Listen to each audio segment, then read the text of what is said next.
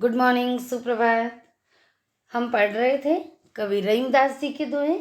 आइए कक्षा 9वीं के पाठ्यक्रम के आधार पर हम इन दोहों का अध्ययन करते हैं। दोहा नंबर 4।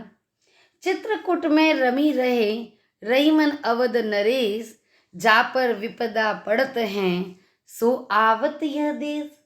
कवि रहीमदास जी कहते हैं कि भगवान श्री राम महलों में रहा करते थे, लेकिन जब उन्हें राजमहल को त्याग कर वन में जाना पड़ा तो वे सारी सुख सुविधाओं को त्याग कर चित्रकूट में रहने लगे। चित्रकूट में रमी रहे। श्री राम चित्रकूट में रम रहे थे, अर्थात वहाँ कुछ समय के लिए वास किया था, रुके थे। कवि कहते हैं कि श्री राम रहीमन अवध नरेश। रहीमदास जी कहते हैं कि वे अयोध्या के नरेश महाराजा थे, सम्राट थे, फिर भी उन्हें चित्रकूट में रहना पड़ा। तो जा पर विपदा पड़त हैं, जिस पर विपदा आती है, मुसीबत आती है, दुख आता है, वह इस देश में आकर अर्थात चित्रकूट में आकर रहता है। सो आवत यह देश, वह व्यक्ति यहीं आकर चित्रकूट में रहता है।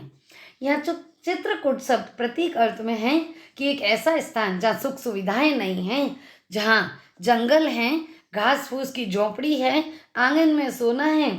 तो जिस व्यक्ति पर मुसीबत आती है वह इसी प्रकार सुख सुविधाओं का त्याग कर असुविधापूर्ण स्थान पर रहता है।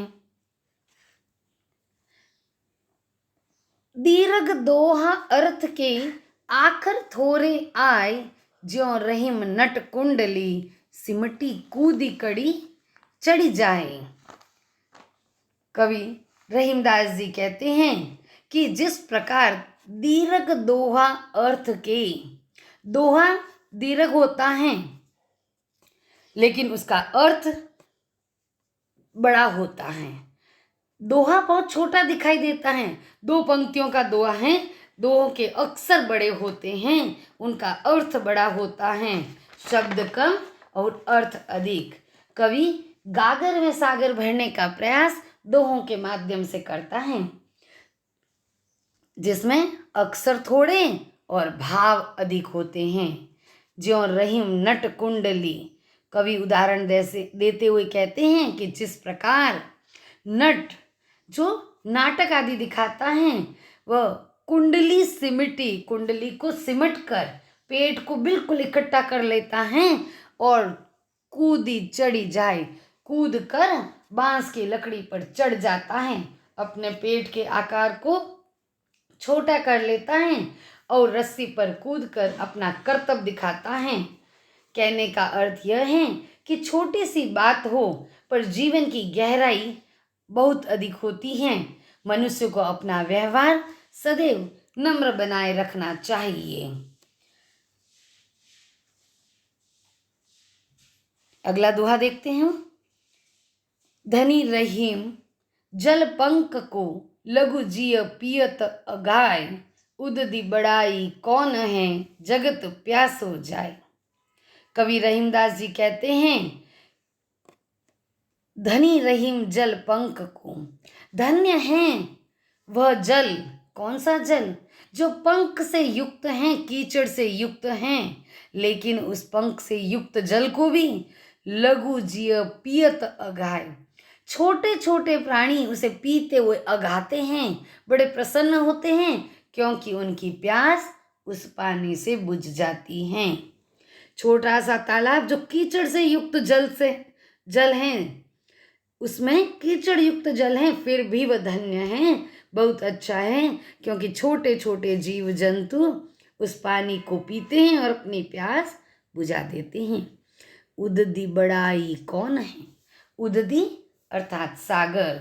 सागर के जल की बड़ाई कौन करता है?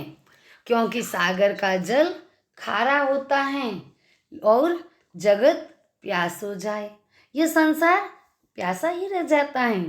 सागर में अथाह जल होता है, लेकिन खारा होने के कारण हमारी प्यास बुझाने में असमर्थ होता है।